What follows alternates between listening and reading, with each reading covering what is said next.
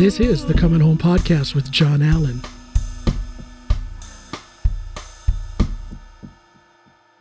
And here we are. Thank you, everybody, for coming to this episode of Coming Home with John Allen.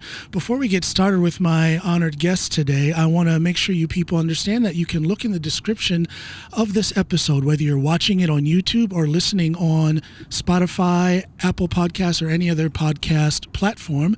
You will find links that you can click into to donate towards the work that I do and also to donate towards the cause that I'm going to be speaking with my guest about today. Okay, so check that out in the description of this episode. Roman Telezhnyak. Hello, my friend. Hello, John. You are a Ukrainian, originally from Mykolaiv, and you're living here in Norway. Thank you so much for being my guest today. Thank you for having me. I understand you're a busy man. You run 2 gyms, if I'm correct. Yeah, 2 gyms. Yeah, that's correct. Plus, as you told me a couple days ago, besides everything, all of the bad things happening in Ukraine, now your hometown of Mykolaiv is now being directly bombed by the Russian forces. You've got a lot to think about. You have a lot to say. You've been quite prolific this past couple of weeks on social media. Tell me some of the things that you're talking about and tell me some of the reactions, both positive and negative, that you've had from people who have seen your posts. Things I'm discussing are primarily sort of counterpart to Putin's narrative that Ukraine is all drugged up fascists and that it needs saving, denazification. Also, some of the perspective that it was sort of NATO's fault for having aggressive behavior, forcing Russia to respond. So I've been talking about a lot of about Ukrainian autonomy because no matter what happens, Ukraine is a sovereign country. So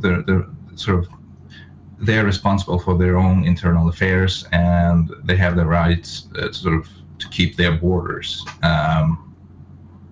And nobody else should decide what happens to it, because I've read about commentaries that say that Ukraine should be a buffer state. NATO or Europe should just give away Ukraine to Putin and let it be neutral and become a buffer state. And I think that's a very odd thing for anyone to say, as if it is up to the United States and NATO to say whether or not Ukraine is going to be a so-called buffer zone or be part of the Russian Federation. That's no one's decision to make, except for the Ukrainian people. And last I saw in 2014, they kind of already made that decision. They were very vocal about it too. Yes. So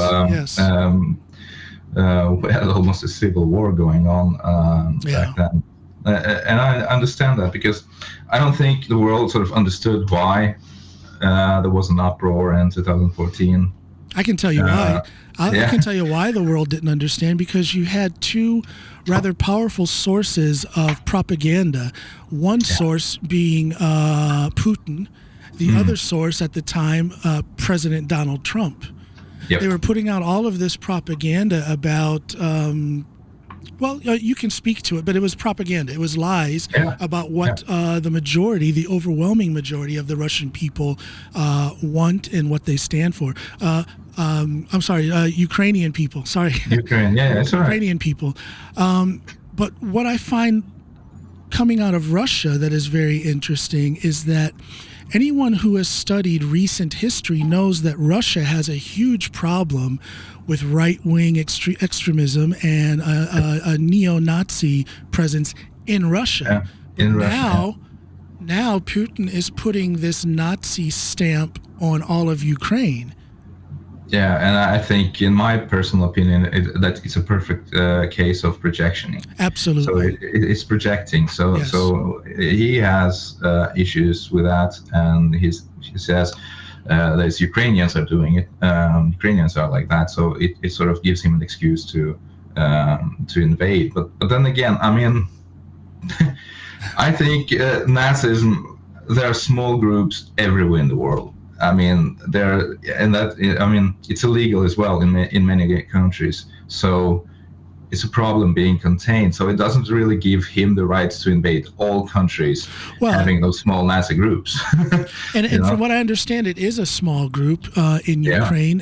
People keep mentioning this segment of the Ukrainian military that is supposedly a Nazi stronghold in the Ukrainian military, and from what I understand, that's only about 9,000 members in this battalion. But we're talking about a country of 44 million people. So 9,000 out of 44 million. If you do the math, I'm sure there's a higher percentage of neo-Nazi types in the United States or in Russia. Yeah, sure. They are everywhere, and they are everywhere. They're here in Norway. They're here in Norway. Yeah, here in Norway as well. Yeah, and they're demonstrating in front of I don't know the English word for it, Storting and the Parliament House. Yeah. The Parliament House. Yeah, thank you. Yeah. In Norway, they're even being heard, so they have freedom of speech. Yes. So I'm not defending that, but it's just I'm not. I don't like the narrative that. That it gives you an excuse to invade, as well as I'm not a fan of defending Putin's narrative at all, because it seems like the whole NATO criticism now, from what I've read online, is actually playing into defending the aggressor. Yeah, you've experienced some people who you thought were decent people and friends of yours who are rather outspoken on social media in defense or in support of Putin and what he is doing against Ukraine. Not exactly support, because what they're saying is, and that is kind of hard for me to digest, they're not supporting the war, they're not supporting his actions, but they sort of show sympathy or empathy for his perspective. They sort of understand him, why he attacked and why he thinks and why he does what he does. What are some of the things they're saying about what makes them understand why he attacked? The recent expand of NATO is one argument. They say that it makes him afraid, that he thinks that Russia is in danger, and that Russia wants a neutral state, sort of buffer zone between Europe and Russia. And that is kind of weird, because we're talking about, no matter what you say about that is still playing into his narrative. Like, if a terrorist tells me, in order not to terrorize people, he needs hundreds of hostages, and as long as you get that, he will not terrorize. We're sort of defending that sort of way of thinking, and it bothers me a lot. I can see why it would bother the average person, but you've got a lot more of an investment, being that you are. I get fired up. You are Ukrainian.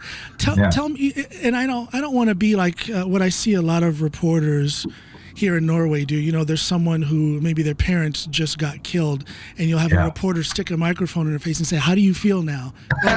Well, I don't want to be like that, but I do want to give you a platform where you can say how we don't know.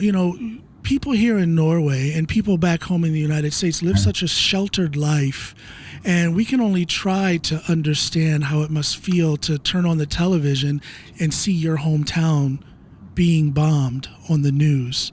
It's surreal. I can't even. You are in my prayers. I can't even imagine how that would feel. You kind of told me a little bit about your background and your family. What are your friends and family back home saying about what's happening now? This is happening to them. This isn't something they're watching. Yeah. What do they say? What kind of experiences are they having? I think they're just in shock, because every time I talk to them, they're mainly focused on surviving, and that things are going to go well, and we're safe, and they're thinking positive in general speaking terms. And I think Zelensky is charisma is spreading through. I mean, it's contagious. Well, it is. It's very contagious. I can't help but get that good, warm feeling. I can't help but get fired up every time I see him speak. So that's what I hear when I talk to them. Yeah. They're They're keeping really their spirits up. Definitely, and they're helping. I mean, all of them are volunteering. So I have several female friends that are always hustling, going to the markets, buying stuff, organizing things, being on the kitchen for 24 hours, cooking foods and rationing everything to transport it to other volunteers and military personnel and everyone defending the city. Yeah. So there is a major civil movement trying to help each other. Well, it's quite moving. I've been seeing reports on the news about women who have gotten out and taken their children to friends in different countries in Europe, but then going back to do some of these things that, they're leaving their children in another country where it's safe, but they themselves are going back to do some of the work that you're talking about. And not just the so-called traditional roles that women play during times of combat, but some of these women are also taking up arms and getting involved in the fighting, which is quite a motivating thing. I mean, it's sad that it's necessary, but it's quite a moving thing to see. There's a certain, there's a different type of engagement among the Ukrainian people than what you see of other lands who have been invaded by Russia or the United States or whoever. There's a different engagement here. Yeah, this spirit, the Ukrainian spirit, is just amazing. I cannot believe it, because I've seen today is in Kherson, a city in Ukraine. Kherson has been bombed to hell. I mean, they have gotten the worst of it, really. And it's like nightly they're being bombed. Yet today is the day they're celebrating becoming free from Nazis. And it's kind of weird to see them. I saw a video. They're like in the streets, and they're full. Like there are people as long as eyes can see, with Ukrainian flags, celebrating the day. And the surreality of that is that there are Russian soldiers present as well. And today they planned on pulling everyone out of their homes and staging a fake referendum to declare it's a free republic of sorts, just like they did in Crimea. And it's amazing to see the spirit. They're sort of, in spite of that, they're just going out to the streets and showing their numbers. And one would believe that, after being shelled for weeks, that you would sort of keep to yourself and hide and try to survive. No, they're going to the streets and demonstrating. I saw on Tik Tok the other day, there's quite a few young, both male and female TikTokers in Ukraine who are still putting up videos that are funny and full of spirit. The only thing in addition is that they're asking people to send donations that can go towards, supporting the people, perhaps buying defensive arms and things like that. But that they still find the time to go on TikTok and still be funny and humorous. It shows a tremendous amount of spirit, and for me, that's very moving. It's very moving to see that. And it's so impressive. I mean, before the war, I had sort of complicated relations to Ukraine, my home country, because when I moved, the things were not as good for me. When did you move? In 1999. Okay. So I was 14 back then. And I sort of had, conflicted relations to it. Sort of liked it, hated it, and it was really complex. But after taking the trip now, I was there in February, just before it all broke out. I got sort of in touch with that Zelensky spirit of Ukraine. Yeah, so now, just like you said. Yeah, absolutely, and now I'm just simply proud because, I know that the country has its faults, and it has had them for years and decades, like corruption and poor infrastructure and stuff. Yeah. But at the same time, we can say how far Ukraine has come since the breakup of the Soviet Union, since it has become an autonomous nation.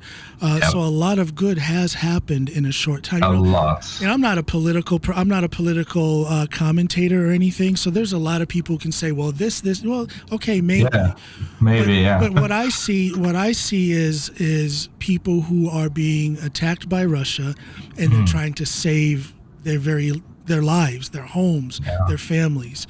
And that's what moves me, is that unity of spirit led by your president. Yeah. It's just amazing. I was there in 2012, I think. And again in 2015, I think. And it was entirely different world back then. I mean, the development of the country is just amazing. I mean, right now, there are coffee shops everywhere. Like literally every 5 meters, there is a coffee shop, and it's proper coffee too. Back in the day, I used to take coffee with me because it was so horrible. Oh, okay. Yeah, it was just water with coffee taste. Yeah. So it was bad. So if something, I was taking coffee with me to Ukraine. Now it's like coffee shops everywhere. There are small diners everywhere, and that's in my hometown, Mykolaiv. So things have changed so much, and I don't really see the difference between Mykolaiv and Norway, because it has progressed so much. Yeah. So apparently people have money, meaning there is an economy going. So there are jobs to do. Yes. And it's an entirely different city now than it's been for 10 years ago. Let me ask you. Let me ask you something. Mykolaiv is down towards the south, right by Crimea. What are the Ukrainian people saying about that Russian takeover of Crimea? Obviously illegitimate. So I don't know. I don't know exactly what they're saying, because I didn't have the time to talk to them about it. But I think I know what they're thinking. But again, the propaganda machine will say that they welcomed the Russian troops, and they welcome being a part of it. Yeah. I mean, the response is clear. I mean, what Ukraine did, they just cut off power to them and cut off water supply, because, if it's not Ukraine, so it's not for us to maintain. Right, exactly. So that was the response. But which again is used by Putin as a propaganda tool. These cruel Ukrainians who are depriving cutting off water. They should have thought about that before they annexed Crimea and actually, created the infrastructure for their beloved Russian people. What is weird is, this is a topic I really want to touch, is that because back in the day there was no tensions between Russians and Ukrainians. We were Ukraine is an ex-Soviet country, so we have people basically from all over the world. Sure. And no one is thinking that, you're from Georgia, or you're from Turkey, or you're from Russia or from Poland. You don't really think about it, except that you hear a person's accent. But so there wasn't I don't understand the narrative that in Luhansk and Donetsk that Ukrainians were slaughtering Russians. It makes absolutely zero sense. Well, the only nation that's reporting anything like that is Putin's Russia. Yeah. So that says a lot, right? There's, and I understand a lot of people get confused. They don't have to be confused, but a lot of people do get confused through fake news. Yeah. But that's a new kind of social laziness, because people have stopped thinking for themselves, and they just watch one news source and they don't explore anything else. And unfortunately, Putin's Russia is very good at exploiting that. Oh yeah, and in creating a narrative and gathering support through that narrative. But again, from what you say and from what I see, that narrative is not reaching the Ukrainian people. The Ukrainian people know what's going on. They know what they want for their country, and they're not going to be affected by that. Yeah, and they have friends and family all over Ukraine. So the whole Ukraine is talking, it's like neurons firing, the information is being transferred. So everybody knows that there is no slaughter. I mean, why would we? I think I'm quarter Russian or something because my grandfather was Russian. I speak Russian because I was born before, I think it was in the year 2000 or 2001, when Ukrainian has become Ukraine's national language, because before that it was Russian and Ukrainian was a side language. So in my school until I was 14, I studied mainly Russian, but also Ukrainian. Okay. Yeah, so it was like sort of a side language for me, but now it's supposed to be a main language, and it's really hard for me to learn. But anyway, Russian is like everywhere because we are ex-Soviet country. It makes no sense that we sort of cleanse ourselves from ex-Soviet ways or something. We're just the same people. We have people in Ukraine have family in Russia. People in Russia have family in Ukraine. There are no tensions. But now they are, obviously, but not like all Ukrainians hate all Russians. The only people we hate are those people that are actually defending Putin's narrative. But for those who are listening, Roman put the word hate in air quotes. And I think that's important. Well, because I also want to talk about this. For example, I have a couple American friends living here in Norway who are either married or have a Russian girlfriend. And what I'm seeing is one of them is kind of leaning towards the pro-Russia propaganda coming out of Putin, and the other one is 100% on the Russian side. And I find that so interesting that depending on who you know, that's going to depend on which way you lean. It's almost as if people are taking away their sense of right and wrong. Again, they're stopping that individual, that self-supportive thought process, and they're just listening to some external source and going with that. Yeah, and I know I sound crazy when I say that, but I've been talking about that a lot as well lately. Putin is a narcissist, and everyone who has had any close relation to a narcissist will understand the dynamics of the whole relationship. What you're describing there is a victim of a narcissist, because it's like a Stockholm syndrome sort of type thing. Narcissist has his narrative and the worldview, and it's being sort of you replace a victim's worldview as well. So the victim doesn't really logically think what is right and wrong, or doesn't really question the narrative. Right. And once that has been established, you're essentially brainwashed. You're just a drone, right? And that's how narcissists operate, and that's why so dangerous, and that's why I'm talking about it so much, because if you don't know about the narcissist dynamic, you don't see it. It's invisible. I think that is so good that you address it for what it is, narcissism from one man.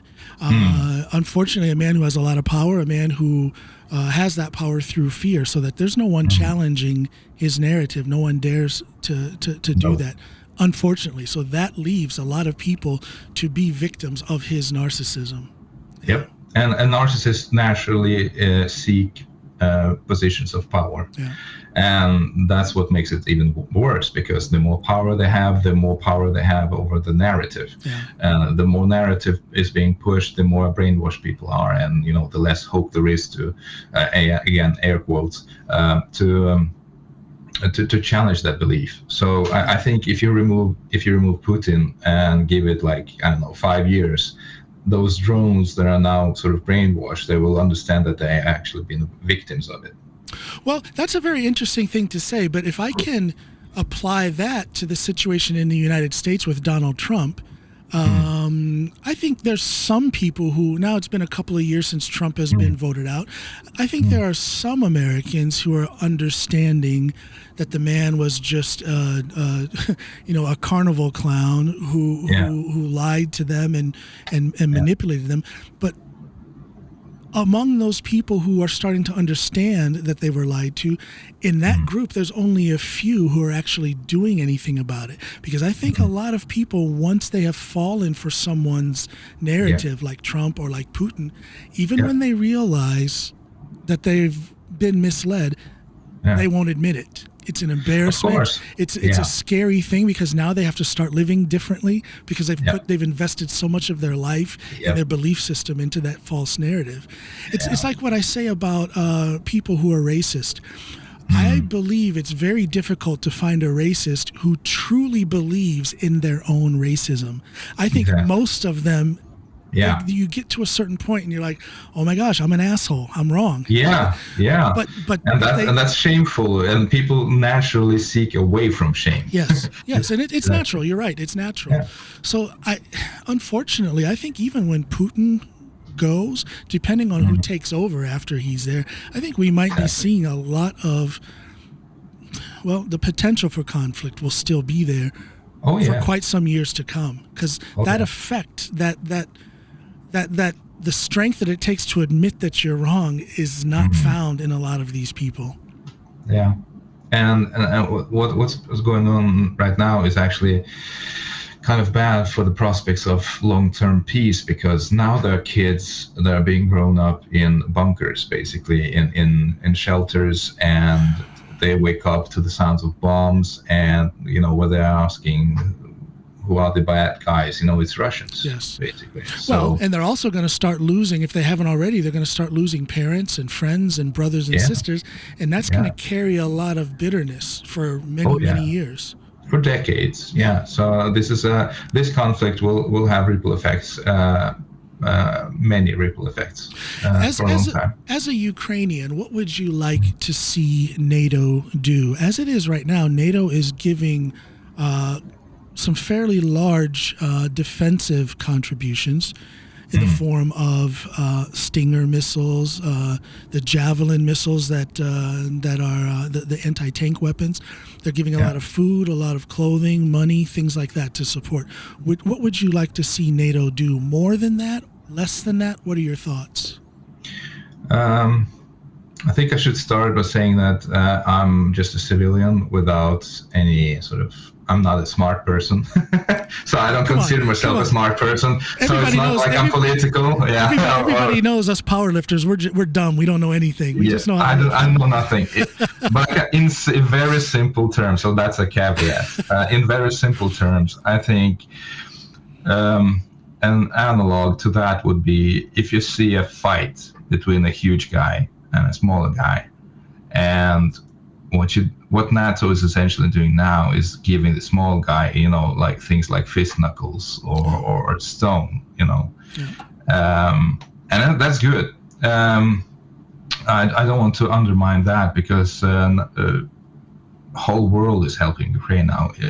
If not for money, it's weapons, and it's really, really, really helpful. It would have been really bad without that. But in greater terms, I think it's like watching someone being beat up and just give them sticks,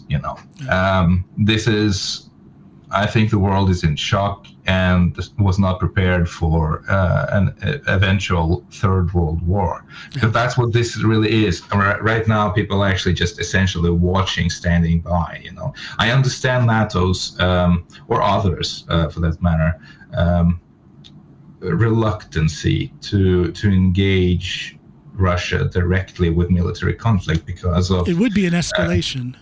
It's an escalation, and there is a significant risk of atomic war, nuclear war. And nobody wants that, of course, I understand that. If I were to wish something, I would wish for disregard for that fear for nuclear war and actually just end the conflict. Because... And I say that only because I know that Putin doesn't give a shit, sorry for my expression. He doesn't care for whether you give him what he wants or whether you give him pushback. Yeah. The outcome is the same. For the narcissists, the outcome is the same. It doesn't really matter what you do. Yeah.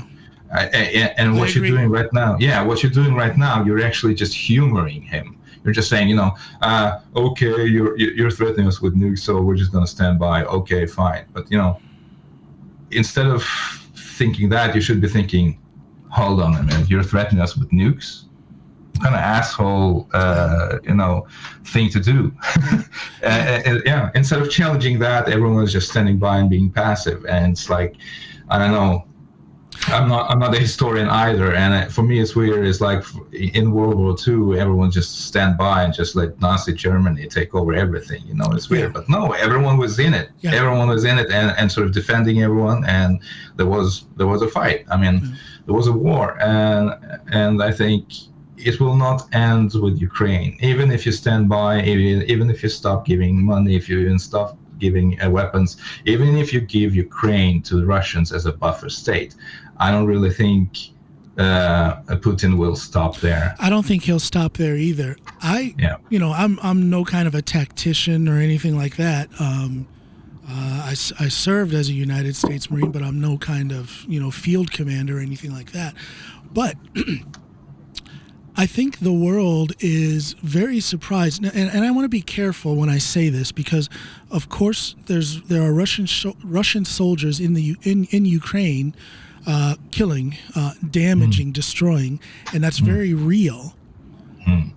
But when the world is looking at the relative effectiveness of Ukrainian resistance, I think it's showing a picture of a Russian war machine that is not as strong and as effective as the world thought before this conflict. And again, I don't want to minimize the damage and the suffering and the death that they're putting on the Ukrainian people.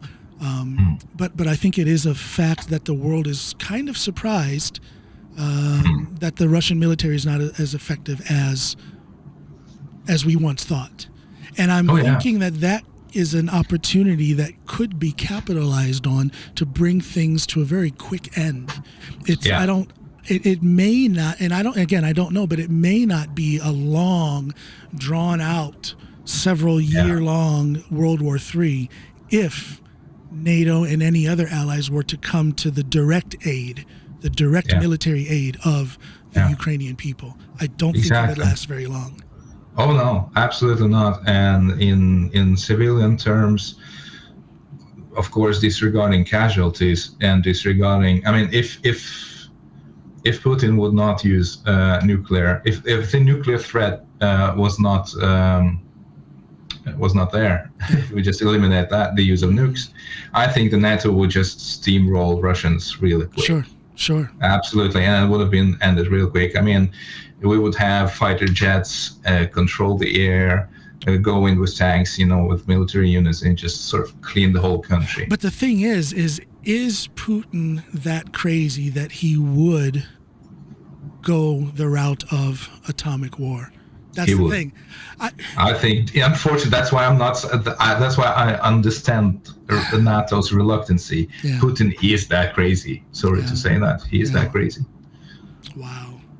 Yeah, exactly. And I think he is. I guess I'm trying to be the optimist. I guess I'm at times quite naive.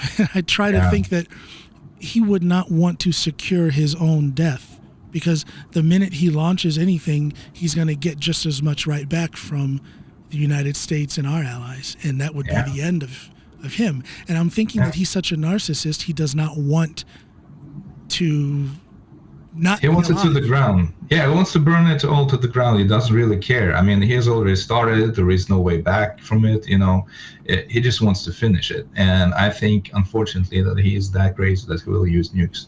I mean, he captured a nuclear power plant in Ukraine. Chernobyl, yeah. Yeah, and I think there is another one as well. Yes, there's another one. Yeah. So now it's two.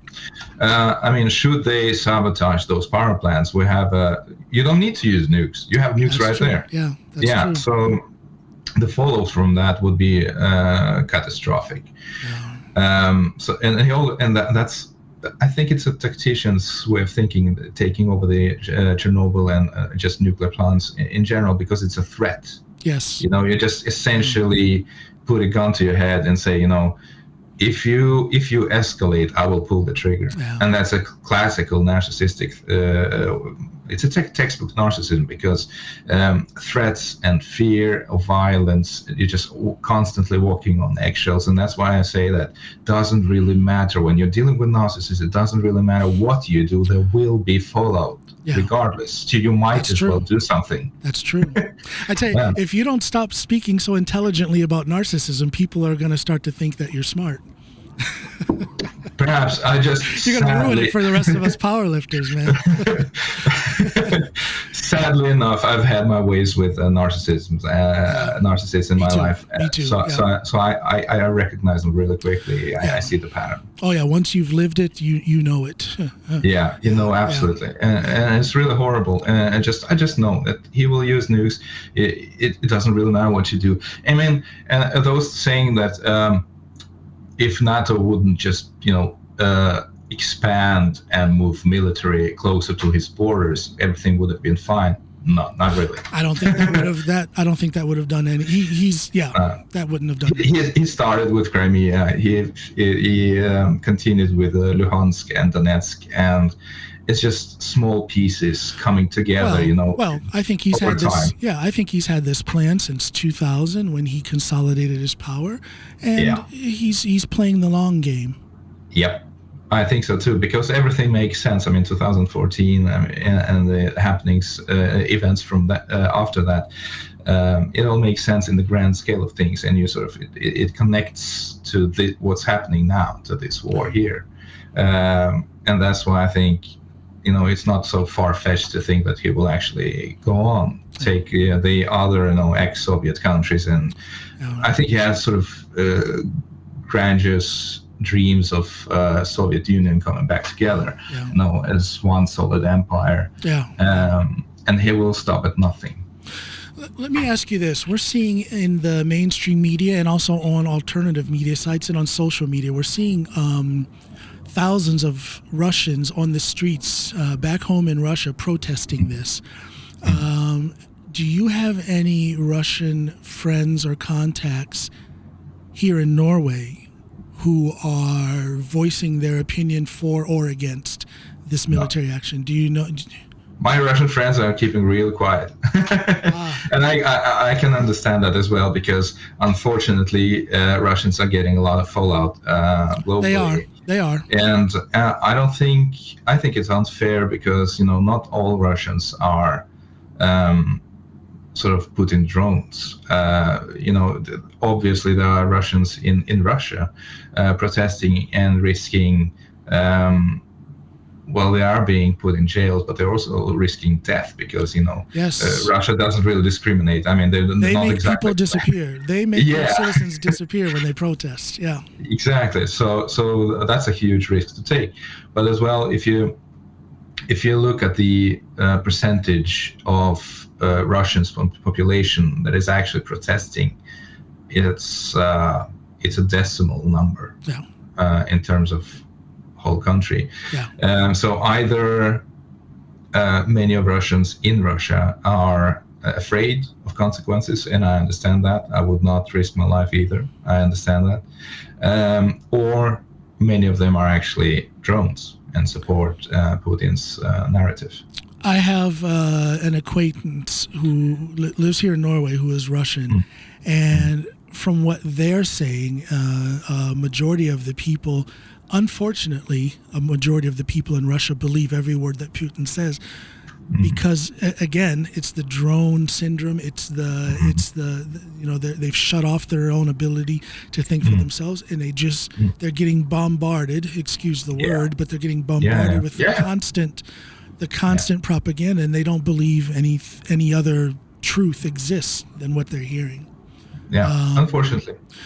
There was a rather brave Russian journalist who was walking. I cannot remember which city in Russia it was, but they were going up to Russian citizens and showing them film images of the carnage and the death in the Ukraine, and these people straight up didn't believe it. They thought it was some kind of joke reality show. Did you see? I saw the video. Yeah, some people thought it was a joke, like some kind of hidden camera thing. Some people got scared and just wouldn't comment. But it was rather disheartening to see that there was no one who believed these images. No one had even heard of any other narrative other than what they're hearing from the government. Yeah, and it's getting worse because they're sort of shutting down Facebook, Instagram, Twitter, social media in general.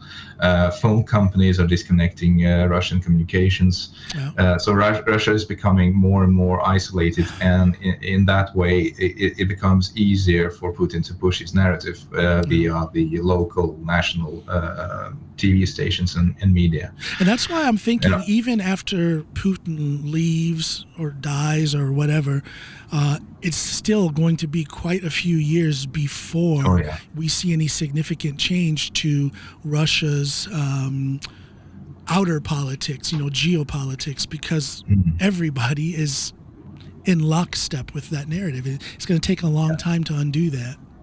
Yeah, I think so too, and I think the sanctions are going to last a while as well. So it's absolutely horrible for Russian economy.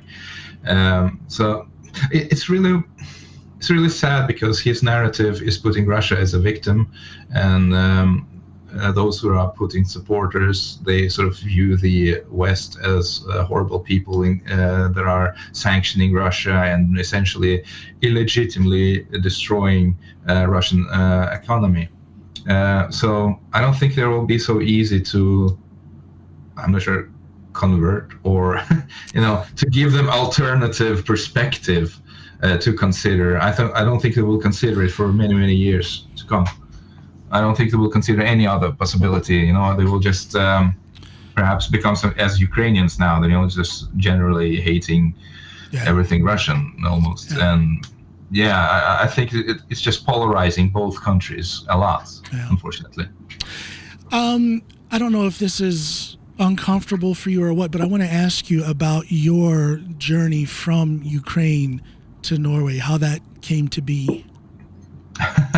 That's a long story, and I will try to do it short. In mid of November, I got a phone call with my mother that said that she had cancer. So between mid of November to actually Christmas Day, I was waiting for her results of analysis of what type of cancer it was. Then we got the analysis. It was back then diagnosed as a skin cancer, so she started a chemo. Chemo didn't work because she got a clot in her arm, so it was absolutely white, so there was no blood flow, so they aborted it after one dose. So, and it was sort of, I just saw that her health declined quite fast, and I just ordered tickets and went there. I just realized, that she's not going to live that long. They have taken a CT scan, and it showed metastasis all over the body. I mean, liver, lungs, everywhere. Oh, absolutely everywhere. It's sort of stage 4. You're not coming back from that. So I traveled there with my girlfriend Annette to just find a sort of hospice or healthcare that can provide her care 24/7, because she lived in a 5th floor. And had 40% lung capacity. She couldn't even move without breathing. Yeah. So it was really bad. We had taken plane tickets and a taxi, and in that way we could have gone from Oslo, from Kristiansand, from Norway, to Mykolaiv in one day. It's 3 or 4 hours of flight and 7 hours of driving. So when we got there at Thursday at 10 o'clock, it was late, and I didn't think that the hospital was open then, so we just called it a night. Friday, the day after, I'm woke up by a neighbor that said my mom has died. So, and from there it was just, a sprint, even faster than sprint. I mean, Friday, already 9 o'clock, I was there gathering her belongings, seeing the bed that she was in, and it's just really weird. And I couldn't just process all of it. So I'm still in denial about that. I'm just leaving that for later. But anyway, my mom died, and I buried her a day after, and it was impossible to contact Bravo Fly which was the company I bought the tickets from. KLM was also offline, so it was Saturday. And the website was malfunctioning, so I couldn't rebook my tickets. On Sunday, it's Saturday still. On Saturday, I'm getting a text message from, I'm not sure how to translate it, Office of Foreign Affairs in Norway, Utenriksdepartementet. Yeah. That all Norwegian citizens have to leave Ukraine ASAP because it seems they have intelligence saying Russia is going to attack on Wednesday. Yeah. So we're like, okay, we're not getting in touch with flight companies, or we cannot do anything there. So we're buying a new ticket on Tuesday, and it was Tuesday at 2:50, I think, midday. Sorry, we left the country then. Yeah. But originally we planned on being there for 2 weeks and leaving 24th. So we left 14th, I think. So it got cut short because of all the of this text message. Yeah. And it was a sort of a decision process, because we're thinking like, how real is that? It's like thinking, is Putin really that crazy? Sort of process like, it's 7 or 8,000 kronas extra, so it's like 700 euros extra. Yeah. But we're thinking, in really simple terms, it's 700 euros for life or death. So of course we bought the tickets and left the country. But then later it's shown that 24th, that was the original flight date. The night of 24th, Russia started the attack. Yeah. So if I wouldn't book that flight, I would have been stuck there with my girlfriend, and we wouldn't And then there was this law that says every male between 18 and 60 is required by law to stay in the country. Yeah. So you're not allowed to leave. So I would have stayed there, and that would have been a total turning upside down of your entire life. Yeah, it's not been a cruise. It's not been like a vacation since November for me. It's like, when I came home, I got the corona, and then Annette got the corona. Yeah, so it was like I was really beat down after that when I landed, and I was home and just trying to relax, and then I got the corona. Yeah. On top of that, I got an electricity bill at one of my gyms that has 10 times doubled from what it was. 10 times. 10 times. We went from 8,000 to 76, and it was like, So that was my trip. That was my February. How was yours? Oh man. Well, you are a walking testament to the spirit of Ukrainian people. You can smile, you can laugh, and you're joking. You have to. There's no other choice. Because you have to, yeah. Yeah, but you can't really break down. I mean, you don't have that option. It's such a, you use the word surreal. It's such a surreal thing that's happening. Yeah. And I think it's making me think a lot, because Russia is our neighbor, to the north. And we have family and friends, and we have another home up in Finnmark, right at the border. Yeah. Up there, and I can't help but think, is he crazy enough to, because it seems like he's doing things to try and see if NATO can be provoked. What is to stop him from doing something across the border up in Finnmark here in Norway? Yeah. So, exactly. Yeah. We're really, really close, and then there were some missiles landing tonight 30 kilometers from NATO border. Yeah, I saw that. So so I think he is doing what you're saying. He's testing the waters. He's trying to provoke and see, what you're gonna do now. So I really hope everything de-escalates and just vanishes one day, and it was all a bad dream. We can start rebuilding, and everything's fine. Well, I think we have to allow ourselves to hope for that something will happen where this will just stop. We have to allow room to think and be that kind of naive optimist, because that's what that is. It's naive optimism, but we have to have that in order to keep our spirits up. And that is one thing, again, that is to me is very impressive about the Ukrainian people. You guys are keeping your spirits up. These Ukrainian TikTokers raising money by being funny and stuff. And to me, it's a fascinating display of strength and unity. It really Absolutely. is. I'm just in awe of all that. It's really impressive. I agree. It's absolutely amazing. Yeah. So you own 2 gyms. Yeah. That is more than enough to keep you busy. Absolutely, yeah. Absolutely. Let me just ask you real quick, what led you to owning 2 gyms? I at one point owned 3 up in northern Norway, so I know how much work it is. Yeah. Why are you so crazy as to want to run 2 gyms? Oh, I considered long and good about opening a second one, but I've opened one in Risør as a coincidence, really. The gym was about to close down, so the owner sort of transferred the ownership. Yeah. And it wasn't that much back then. We were like 10 or 12 paying members, where we paid as well for the rent, and we were still going in minus. So I took up a loan and bought the equipment, and just we started there together with my girlfriend.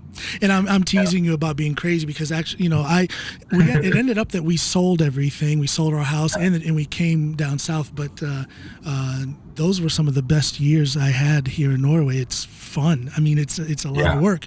But you get to see the results of your work immediately. You see the customers come in.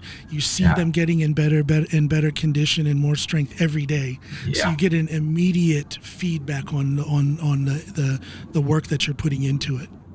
Absolutely. And I've done that for about 2.5 years, and I started getting customers from the neighbor.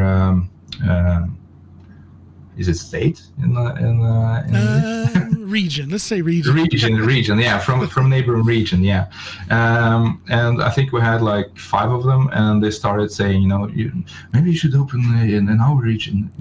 And to me, it was a sort of distant thought, and I was like, really? And we just asked them, can you ask your friends and family and acquaintances and just see if there is interest for that? Well, and then that's how it started. And that's what it takes. When I opened mine, this was way up in the districts, way up in northern Norway, where there were no places to train. So getting in based upon the people's interest, that is the most solid way to get started. So you're doing the right thing, and I wish you well with that. I do not want any more, but I'm just saying that 2 is more than enough. It is a lot of work. It really is, especially when you're starting them from the bottom up. Oh yeah. And we're different. We're not just sort of we're not at Planet Fitness, we're not sort of a chain. Those are actual gyms, not sort of training centers. They are gyms, so everyone knows everyone. We have mutual respect. We have cleaning rules, so everything is tidy, and you come to a tidy gym. The best gyms are the ones that are based on powerlifting, if you ask me. Yeah, and that's how it is. Me and Annette is powerlifter, and several of our friends are powerlifters, and we're taking sort of this, and we come from powerlifting community, so we have taken the powerlifting community spirit and put them into those gyms, and that's how it is. And I love it. But most of our members are not powerlifters. They're just everyone from we have youth like 14 to 18. We have most of our customers are actually women between 40 and 50, I think. I've always said the gyms that can get women from like 30, 35 on up, those are the gyms that will be successful, because those women will be the constant customers. Yeah. I'm sure you know that. I'm sure you know that. Yeah. And they're really respectful, because they have respect for their training, and they're putting in work. Yeah. And I have several phenomenal customers achieving amazing things just because they sort of realize what needs to be done. Yeah. I told them what to do, and they have done that for a year, and they see amazing results. And there's that immediate feedback. There's not, to me, the best place to be is in a gym helping people train. I love it. Yeah, I love it. It's just it feels meaningful, and I'm chasing meaningfulness. I crashed mentally in 2015, I think 16, something like that. No, 2018. Everything is a blur to me. Anyway, many years ago, and what I realized during those years of introspection is that I require meaning. At work I do. I cannot take a random job and just for the sake of paycheck, even though I like it. I need a closer connection to the work I'm doing. I need to see the results. I cannot be on an assembly line where I'm just a cog number one of 100.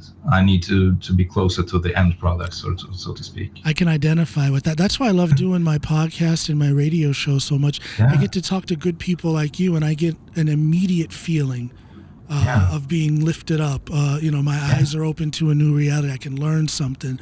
I get inspired. I get motivated. I have to do that. And you're not I can't be in a job where I'm not going to get that feeling, that interpersonal communication. Yeah. Yeah, I think it's a way forward, and I can see more people sort of needing that, because there was in this information age, there was a sudden influx of bullshit jobs, because it's actually a thing now. That's a technical term, bullshit jobs. It's a technical term now, and there is a reason for that. And I think we're sort of swinging between two extremes, where bullshit jobs were the end of one extreme, and now we're swinging a bit backwards, to more meaning and more contact with people and the end product. And we need a more grander meaning than creating a better report from the last quarter. Improving quarterly reports. It's more we require meaning now, and I think it's going to develop and to be more widespread, I think. I hope so. I certainly hope so. That's what the world needs. Yeah, exactly. You and I we're doing our part. We're putting it absolutely, and that's the best we can do. We can be the change we want to see in the world by being the change in our immediate surroundings. Absolutely. And our small communities, because one community spreads to another community, and that's how it spreads. Yeah. So we can just help where we are. We don't need to change the whole world. We just need to change our immediate circle. Yeah. And improve it and do. It really is that simple.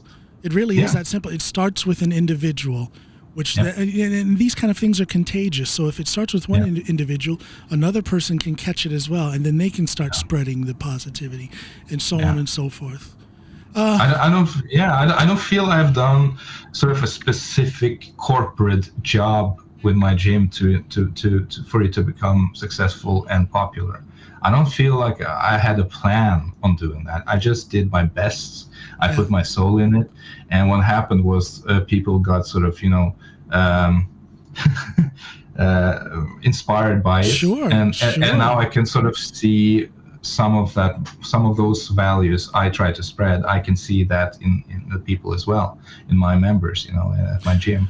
Well, you're quite the respected guy. You're very respected in the Norwegian powerlifting community. I didn't think so.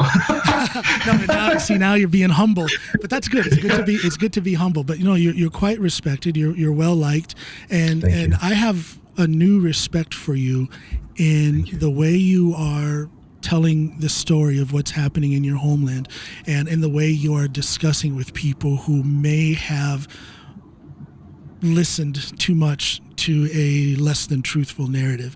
I think you're doing good things, and you're putting good energy out there, and I respect you for that.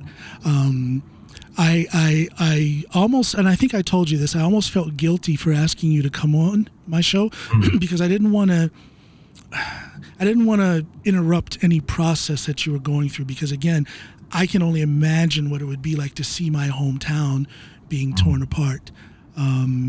But I thank you for coming on. You've put some positive things out there for me, for my viewers, and for my listeners. And I hope, I can only hope the best for you and the Ukrainian people. Thank you. That's what I can do. I'm really grateful to be here as well, to be able to I know. I hope I've been helpful to the cause of peace and sort of ending the whole thing, or sort of nuancing the picture, because it's too much of anything is bad thing. So too much of Ukrainian propaganda is too much, and too much of Russian propaganda is too much. We need to nuance it a bit. Sure. But what we need to do is, I think, if there is any takeaway from this conversation, I can sort of summarize and condense into one thing and one argument, is that we shouldn't be able to humor the aggressors. They are not the victim here. We should not humor the aggressors. The aggressors are not the victim. Yeah, exactly. Because most of the counter arguments I see, about NATO being aggressive, as we've talked about, that way of thinking is actually humoring the aggressors' narrative. Yeah.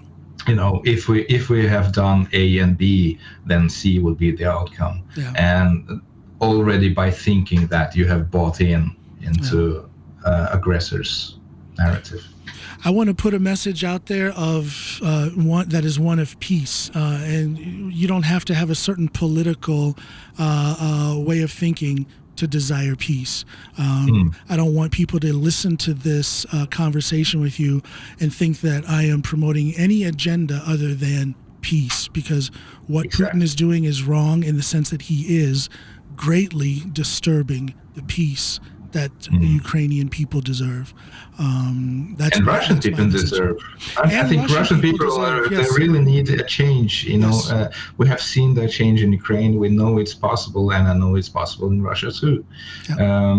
And we've had our share of corruption and corrupted leaders, etc. And I think if we can do it, you can do it too. Yeah. So I really hope that Russian people will vote and actually, provide resistance to any other new Putin coming in to replace him later. Yeah. That we recognize the evil, that we recognize the narcissists, that we recognize people that are not good for us, that are not good for the whole country, and take choices. No, it's very well said. It's a very sincere sentiment, which again is another way of asking for peace. Yeah. Roman Telezhnyak, thank you so much, my friend. It's very good to finally get to speak to you. I wish we could have just had fun and talk about our stories from the gym and powerlifting and stuff like that. But this is important. I wanted people to hear your voice, and I think they have heard your voice. And I'm grateful for that. Thank you so much, Roman. I want to remind everybody, look at the description of this episode. You'll find a few links where you can support the work that I'm doing, and you can possibly find some links to do things to help the people of Ukraine. Thanks, everybody. Bye now.